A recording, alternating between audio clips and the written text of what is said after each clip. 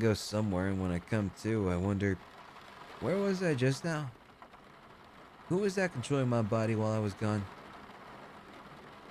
My body does these things. I've done so many things, like a lot, I guess. Um, it does stuff. I fucked up and I was trying to fucking save it. I'm gonna restart that sentence, guys. I'm so sorry. I tried. My body did those things. Wait, there should be a period here. Okay, that's why. Because they hecked up their grammar. That's why I hecked it up. It's the it's not me that's the problem. It's the goddamn the children. Wait, what's the line? God damn it. It's not me that's the problem. It's you guys know the meme. It's an old joke. It's not a joke. It's a movie quote. I don't know. You get it. Anyway, this has gone way overboard. I'm just gonna go back into immersion mode. Gas station.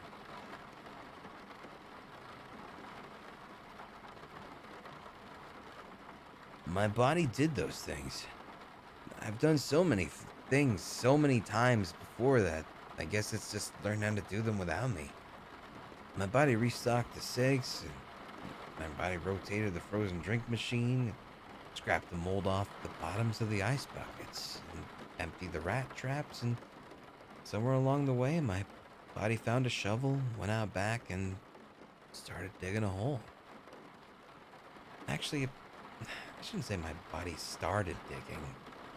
I have been, or rather, my body has been digging this hole off and on for the last few months. Usually I come to after a few shovelfuls.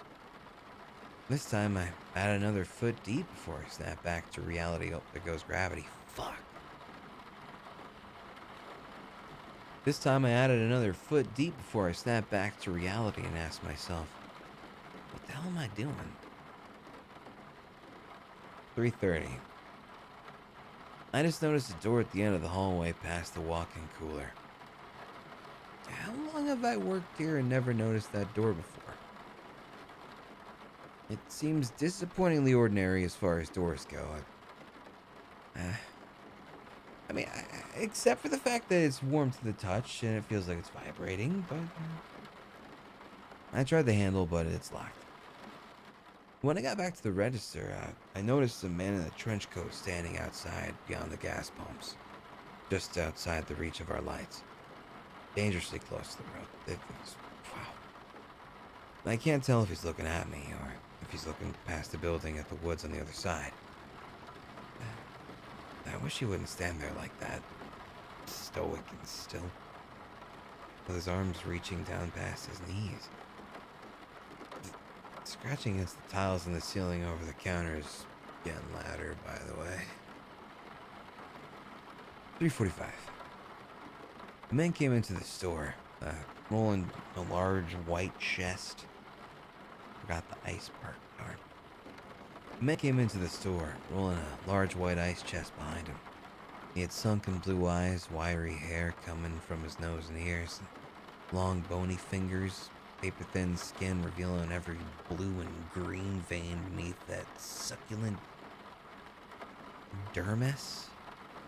Who uses the word dermis for things? He wore a motherfucker got a goddamn thesaurus, must have been. He wore a bowler cap and smelled like milk. I'd definitely never seen him around here before. He asked if we would be interested in partnering up with him. He sold ground meat at discount prices, but I told him that our store doesn't do well with the fresh foods category, recommending he try a hand at making jerky. Before he left, he scooped about a pound or so of raw ground beef from the ice chest onto a piece of parchment paper and gave it to me as a sample. Huh. Once he'd left, I took the meat to the cooler, where I found another lawn gnome waiting for me. Put the gnome into the box with the other 7. 4 o'clock. Carlos just told me something very strange about Kiefer. 4:30.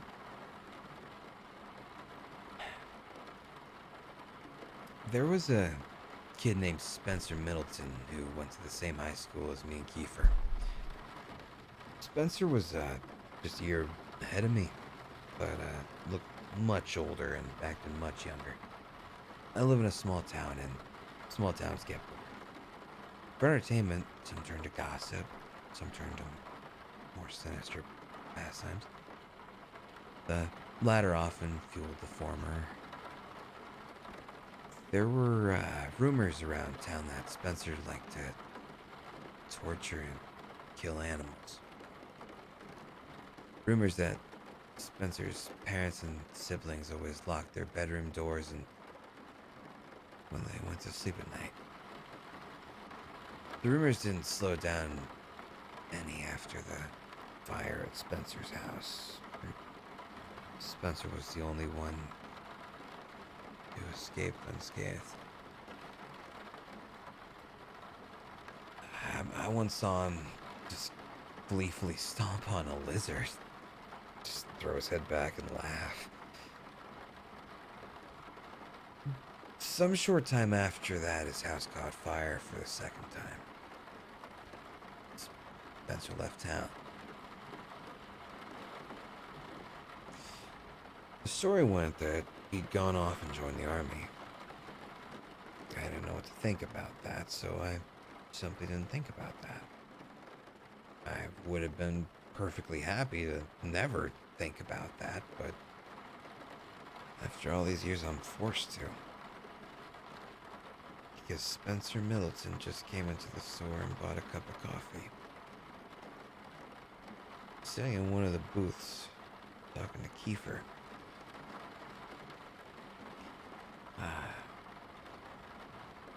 Marlboro's back. He asked if I could spare some time to talk about his fake religion. They hate him when I call it a fake religion. I told him he had to leave. He seemed a little upset. 4:45. Spencer and Kiefer sat around for a while and didn't buy anything but 2 cups of coffee. When they finally left, I let Carlos know. He'd been hiding under a blanket in the walk-in cooler, though I can't really understand why. Carlos explained to me exactly what happened. He finished his shift a couple of nights ago and had just left the gas station when he saw Kiefer's SUV pull over in a ditch at the bottom of the hill. Carlos, being the good guy he is, decided to check and see if Kiefer needed any help. He says that when he pulled up and got out of the car, he could hear what sounded like a loud crunching noise coming from just beyond the tree line. Carlos went to investigate. That's when he saw something. When I asked Carlos what he saw, he just started speaking Spanish in a fast, panicked sort of way. I don't speak Spanish, but I nodded empathetically. The only word I could pick up was Strega, which is the name of a liquor we carry. Whatever it was that Carlos saw, it made him race back to his car as fast as he could go and back out. Fuck. Yeah. Whatever it was that Carlos saw, it made him race back to his car as fast as he could and back out quickly without looking. And that's when he ran over Kiefer. Carlos is a good guy, but here he was in a bad situation. He stopped long enough to get out, check on Kiefer, and confirm that he was definitely dead. There was nothing he could do to change that fact. It was an accident, but Carlos was on parole. There was that thing in the woods, and Carlos had to make a decision. So he heaved the body into the trunk and drove off. Carlos took me to his car and showed me the body. I can confirm 100% that it was Kiefer in the trunk of his car. Not just because of his unmistakable face, but also because of his phone and wallet that were in his pockets. Hmm. Sip break.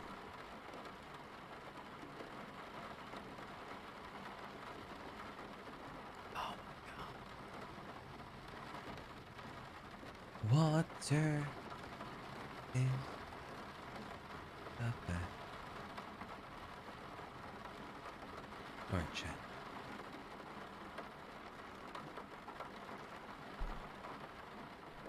5 o'clock. I finally got tired of the scratching and pulled our ladder out of the storage to see what the raccoons were doing in the ceiling. But when I pushed back the tile, the only thing up there was another gnome. That makes 1 dozen so far. 6 o'clock. The man in the trench coat is still outside. The cultist came back in, demanding an audience with me, insisting that if I would just listen to him, I would see that his reasoning is superb and flawless.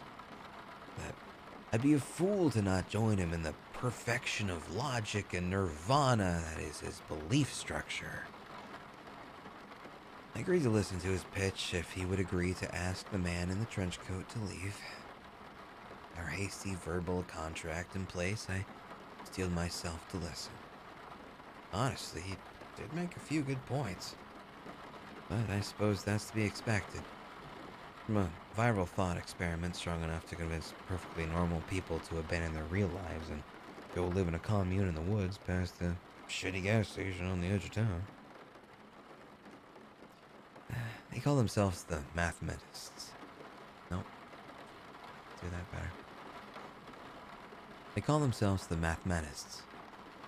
They believe that humankind exists to fulfill two moral imperatives: to decrease suffering and to increase happiness. A successful life increases happiness more than suffering. A decent life decreases suffering more than happiness. How good a person is can be determined by the spread between the happiness increased and the suffering decreased. Obviously, if the individual has a negative spread, that is, if they've increased happiness less than they've increased suffering, or if they've... What is happening now? Just gonna retry that one. How good a person is can be determined by the spread between the happiness increased and the suffering decreased. Obviously, if the individual has a negative spread, that is, if they've increased happiness less than they've increased suffering, or if they've decreased suffering less than they've decreased happiness, then that means, very simply, that the individual's bad. Therefore, if an individual causes a tremendous amount of happiness and suffering, one can simply determine which was higher and use this perfect rubric to determine whether that individual was good or bad. Simple, right? Well, the mathematists believe that the world has been going on about good and bad in the wrong way. For eons, we've been attempting to increase happiness, when instead we should have been focusing on decreasing suffering. As happiness is a fluid concept, and the more happiness you create, the harder it is to sustain. As happiness is a clear set of diminishing returns. Suffering, however, is consistent. Suffering results from happiness coming to an end. Suffering is pure and eternal. For mathematists, it's supremely good. They must simply end all suffering. That is why the mathematists are working on a bomb to destroy the entire planet. By ending all life on Earth, they end an infinity of suffering into the future. With every life they avert, an entire lineage of people that would be born into a life of suffering will no longer. Every death is preemptive mercy killing. Every happy moment will no longer occur Every happy moment that will no longer occur pales in the face of all the sad moments that are likewise prevented. And so, as Marlborough explained, their murder cult believes that killing is a kindness.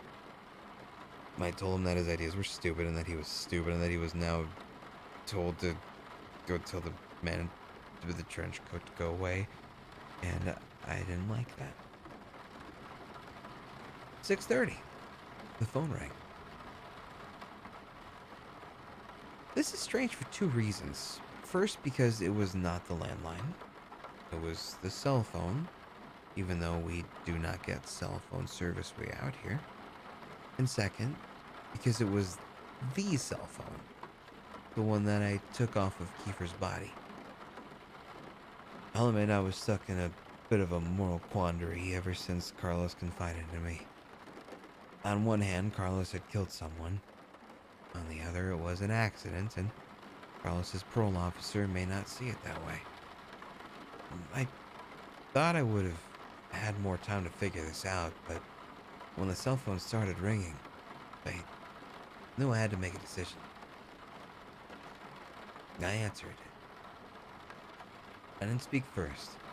The voice on the other line was one I recognized. You have something that belongs to my boss. It was Spencer Middleton. His cell phone is in his wallet, I answered. What? No. We don't care about that shit. Wait, no. Let me give it more emphasis and more passion. What? No, we don't care about that shit. We can buy more phones. You know what we want. He was right. I did.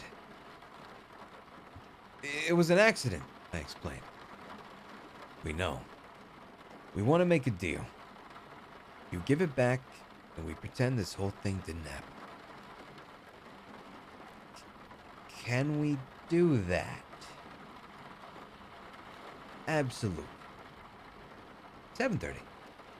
Carlos came in for his shift half an hour late, and I explained the deal to him. He wasn't thrilled, but as laid it out very clearly, he didn't have a choice.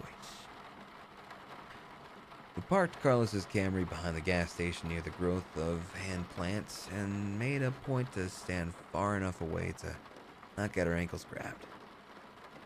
Kiefer's SUV drove up a few minutes later. Spencer was driving. He and Keith got out without a word, sized us up, and opened the back of their vehicle. Carlos popped his trunk. Kiefer and I stared at each other, keeping eye contact the whole time while Carlos and Spencer transferred the body from one vehicle to the other. Spencer had a tarp and a blanket ready to wrap everything up. When it was over, Kiefer put a hand on my shoulder and whispered in my ear, "You done good." Then they left. Carlos started crying as I went back inside the store. It was almost daytime. That's when the new part-timer was supposed to take over. 8 o'clock. Is my voice... I feel like I'm too dry. I need to drink more water. My voice is constantly getting drier, and I'm getting more tired because I'm putting myself in a relaxed state. Hold on. Oh, we're actually almost done, chat. We're almost there. We can do it. I knew we could do it all the time.